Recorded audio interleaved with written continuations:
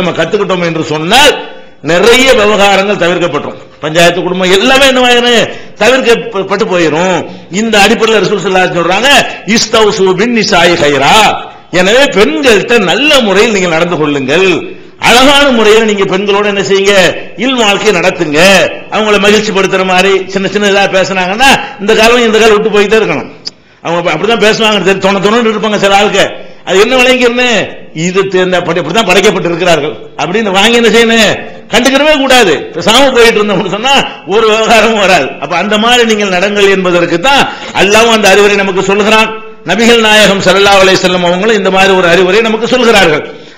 அது மாதிரி பெருமானார் ஸல்லல்லாஹு அலைஹி வஸல்லம் அவர்கள் இந்த அழகான முறையில குடும்பம் நடத்துறது எப்படி வாழ்ந்து காட்டியிருக்கிறாங்க. அழகான முறையில குடும்பம் நடத்துறது எப்படி, அழகான முறையில் குடும்பம் நடத்துறது வெறுமனே ராத்திரில சந்தோஷமா இருக்கிறது மட்டும்தான் குடும்பமா? அழகான முறையில குடும்பம் நடத்துறதா? கிடையாது.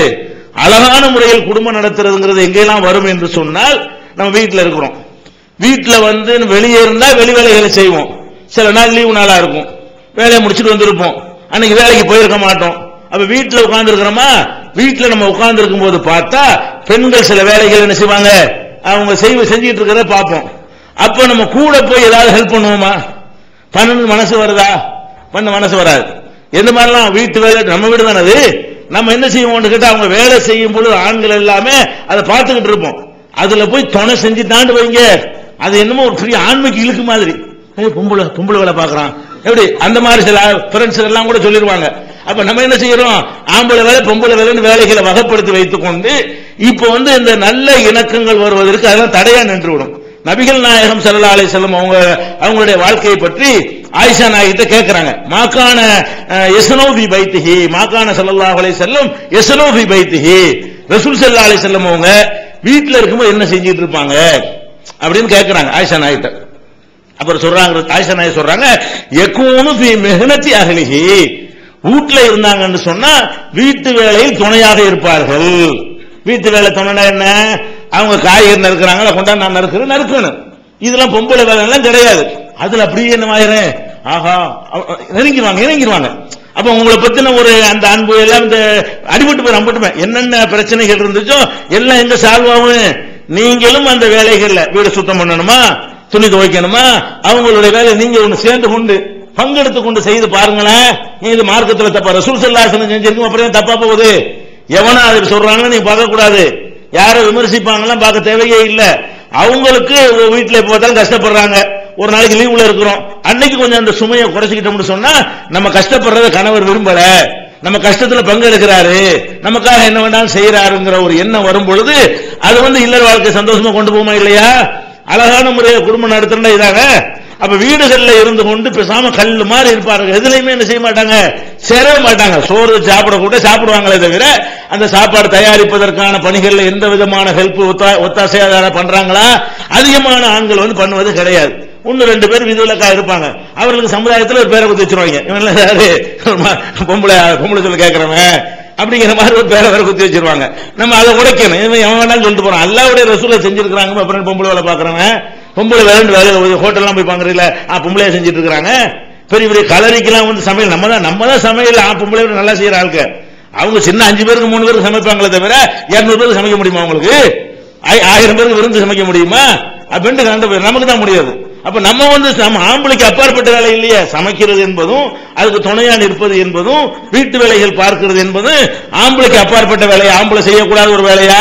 அப்ப ஏன் வெளிநாட்டுல போய் இதெல்லாம் பண்றீங்க, ஹோட்டல் போய் தானே பண்றீங்க, பெரிய பெரிய கலரில் அதுதானே பண்றீங்க. அதனால இந்த வேலையை தப்புமா நினைக்கிறாங்க, இதெல்லாம் தப்பு கிடையாது.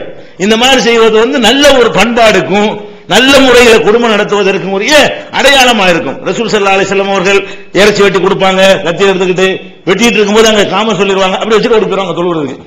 பள்ளியும் வீடும் பக்கத்துல தானே, காம சொன்னாங்க விளங்கும். அப்ப அந்த மாதிரி எல்லாம் ரசூல் ஸல்லல்லாஹு அலைஹி வஸல்லம் அவர்கள் வீட்டு வேலையில எல்லாத்துலயும் என்ன செய்வாங்க, பங்கெடுப்பாங்க. வீட்டுல அவங்க இருப்பார்களே, ஆனால் சும்மா இருக்க மாட்டார்கள். வீட்டுல இருந்தா ஒத்தாசையா இருப்பார்கள். அப்ப அவங்களுடைய வேலைகள் நம்ம ஒத்தாசையா இருக்கக்கூடிய நேரத்தில் நல்ல ஒரு இணக்கம் ஏற்படும் என்பதற்காக ரசூல் ஸல்லல்லாஹு அலைஹி வஸல்லம் அவர்கள் இந்த மாதிரி வாழ்ந்து காட்டி இருக்கிறாங்க. இதை நம்ம என்ன செய்யணும், கடைப்பிடிக்கணும். அதே மாதிரி அந்யோன்யமா இருக்கிற அந்த வாழ்க்கைக்கு ரசூல் ஸல்லல்லாஹு அலைஹி வஸல்லம் நம்ம கற்றுத் தர்றாங்க. நம்ம சாப்பிடுறோம், சமைச்சாச்சு சாப்பிடுறோம், இந்த சாப்பாட்டு முறையிலேயே நம்ம தப்பு பண்ணிக்கிட்டு இருக்கிறோம். நம்ம சாப்பிடுற விதம் இருக்கு பாத்தீங்களா, அதுலயே பரவலாக எல்லா வீடுகள்லயும் என்ன செய்யுது, பெரிய தவறுகள் நடக்கிறது. என்ன மாதிரி தவறு? ஆம்பளை சாப்பிட்டு முடிச்சுதான் பொம்பளை சாப்பிடணும். இது ஒரு பழக்கமாவே எழுதப்படாத ஒரு சட்டமாகவே நம்ம சமூகத்தில் இருக்கிறது. பெண்கள் என்ன செய்வாங்க, இவன் பாட்டுக்கு ஊர் சுத்திட்டு 3 மணிக்கு வந்தா கூட சாப்பிடாம உட்காந்துருப்பாங்க. ஏன்னா அவர் சாப்பிட்டு இவங்க சாப்பிடணும் என்கிற மாதிரி ஒரு பாடத்தை சொல்லி கொடுத்தாச்சு. இவன் ஊரை சுத்து போகக்கூடிய நேரத்தில் அங்க வடைய திம்மாங்க, போண்டாவை திம்மாங்க, டீயை குடிப்பான். அது அவனுக்கு பசி இருக்காது. இவங்க வீட்டுல கணவன் சாப்பிடலன்னு உட்காந்துட்டே இருப்பாங்க. அதை பத்தி இவங்க கவலையே வராது. அப்ப அந்த மாதிரிலாம் இல்லாம என்ன பண்ணணும்னு கேட்டா, சாப்பிடுற விஷயத்தை ரசூல் ஸல்லல்லாஹு அலைஹி வஸல்லம் சொல்றாங்க, அன் துத்இமஹா இதா தஅம்த, நீ உண்ணும் போது அவங்களுக்கு உண்ண கொடுக்கணும், சேர்ந்து சாப்பிடணும். எப்ப மகிழ்ச்சி வரும், எப்ப சந்தோஷம் வரும் என்று சொன்னால், குடும்பத்துல கணவன் மனைவி எல்லாருமா சேர்ந்து சாப்பிடணும். இந்த சேர்ந்து சாப்பிடுகிற ஒரு பழக்கத்தை என்ன செய்வாங்க, இந்த மாமியார்களோட இருக்கிற ஊர்களா இருந்தா பெரிய பஞ்சாயத்தா போயிடும். அது சகிச்சு கொள்ள மாட்டார்கள். அந்த தகப்பனுடைய அந்த புருஷனுடைய அம்மா இருந்தாங்கன்னு வைங்க, அவங்களால இதை ஜீர்ணிக்க இயலாது. இருந்தாலும் நம்ம என்ன செய்யணும், அறிவுரை சொல்லி மார்க்கத்தில் இப்படித்தான் இருக்குது, ரசூல் ஸல்லல்லாஹு அலைஹி வஸல்லம் இப்படித்தான் நமக்கு சொல்லி தந்திருக்கிறாங்க, கட்டளை இருக்கிறாங்க. நம்ம சாப்பிட்டு இன்னும் சில ஊர்கள்ல எல்லாம் ஆம்புல சாப்பிட்டுட்டு அவங்க எச்சி பிளேட்ல வச்சு பொம்பளை சாப்பிடணும். சில சமுதாயங்கள்ல, நம்ம முஸ்லிம் சமுதாயத்தில் பெரும்பாலும் அப்படி இல்ல. பிற மதத்து கலாச்சாரங்கள் ஊடுருவி இருக்கிற சில கிராமங்கள்ல முஸ்லிம்கள்ட்ட இது இருக்கிறது. அதிகமான மக்கள்கிட்ட இந்த பழக்கம் அப்படி என்ன, சாப்பிட்டு எச்சிக்கைய வச்சுட்டு எந்திரிச்சிருவாரு. அந்த இலையில அந்த தட்டுல போட்டு என்ன செய்யணும், மனைவி சாப்பிடணும் என்ற அளவுக்கு ஒரு அடிமைத்தனமாக, ஒரு கேவலமாக என்ன செய்யறாங்க, ஆக்கி வச்சிருக்கிற காட்சியெல்லாம் பாக்குறோம். அப்ப சேர்ந்து உட்கார்ந்து சாப்பிட்டு என்ன செய்யணும், இதெல்லாம் ரசூல் ஸல்லல்லாஹு அலைஹி வஸல்லம் கற்றுத்தரக்கூடிய ஒரு பாடம். எந்த அளவுக்கு சேர்ந்து சாப்பிடுவாங்க, ஆயிஷா நாயகி சொல்றாங்க, இறைச்சி துண்டை எடுத்து நபிக்கு நான் கடிப்பேன், கடித்தவன ரசூல் ஸல்லல்லாஹு அலைஹி வஸல்லம் வாங்கி நான் எந்த இடத்தில் கடித்தேன் அந்த இடத்துல வாய் வச்சு அவங்க கடிப்பாங்க. சேர்ந்துனா இப்படி சேர்ந்து சாப்பிட்டு இருக்காங்க. ஒரு நேரத்தில் சாப்பிடுறது மட்டும் இல்ல, ஒன்றாகவே கலந்து இரண்டரை கலந்து சாப்பிடுகிறது என்பது ரசூல் ஸல்லல்லாஹு அலைஹி வஸல்லம் அவர்கள் கற்றுத் தர்றாங்க. இதுக்கு இந்த மாதிரி இந்த வாய் வச்சா ஒரு அந்த மாதிரி தீர்த்து இந்த மாதிரிலாம் சில பேர் என்ன செய்யறாங்க, எச்சிப்படுத்திட்டாங்கலாம் சொல்றாங்க இல்லையா. அப்படி எல்லாம் கணவன் மனைவிக்குள்ள அப்படி ஒரு ஃபீலிங் வறுமையானால் அவங்களுடைய இல்லற சுகத்துக்கு தடையாகி வந்துவிடும். அதெல்லாம் வரக்கூடாது என்பதற்காக வேண்டி இவங்க சாப்பிடுறது அவங்க சாப்பிடுறது, இவங்க தட்டுல அவங்க சாப்பிடுறது, ஒரு தட்டுல 2 பேரும் சாப்பிடுறது, அப்படிலாம் இருந்தா தான் சொல்ல போனா ரசூல் ஸல்லல்லாஹு அலைஹி வஸல்லம் சொன்னாங்க, உன்னுடைய மனைவிக்கு நீ ஊட்டி விடுறிய ஒரு கவலை உணவு, அதுக்கு நன்மை இருக்குண்டாங்க. இந்த ஊட்டி விடுற பஞ்சாயத்து எப்ப வரும், எப்போ ஊட்டி விடுற பஞ்சாயத்து வரும், நீங்க வேற திண்டு படுத்தா வருமா? அப்ப ஒன்னா உட்கார்ந்து சாப்பிட்டாதான் இந்த கான்செப்டே வரும். ஒன்னா உட்கார்ந்து சாப்பிடும் பொழுதுதான் இந்த ஊட்டுறதுங்க போட்டுதான் கொடுக்க முடியும், சோத்து காசு தான் கொடுக்க முடியும், ஊட்டி கொடுக்க முடியும். இந்த ஊட்டி விடுதல்ங்கிறத ரசூலுல்லாஹி சொல்றாங்க, உன் மனைவிக்கு நீ ஊட்டி விடுகிறாய ஒரு கவலை உணவு, அதுக்கு நன்மை இருக்கிறது என்று சொன்னால் ஊட்டி விடணுங்கிறதை சொல்றாங்க. ஊட்டி விடுதல்ங்கிறது எப்ப வரும், சேர்ந்து சாப்பிட்டா தான். ஒன்னா ஒரு நேரத்தில் ஒரு தட்டிலையோ பக்கத்துலயோ சேர்ந்து சாப்பிட்டால் தான் என்ன செய்யும், இந்த மாதிரியான தன்மைகள்லாம் வரும்.